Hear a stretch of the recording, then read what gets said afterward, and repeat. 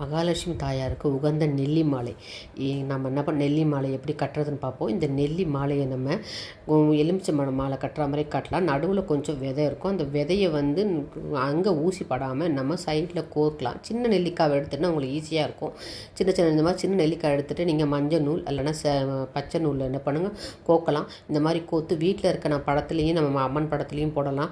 எலுமிச்சம்பழம் கோக்குற மாதிரி தான். நம்ம இல்லைன்னா கோயிலில் கொண்டு போய் நம்ம விக்கிரகங்களுக்கு கொடுக்கலாம். அவர் பூசாரி போடுவார்.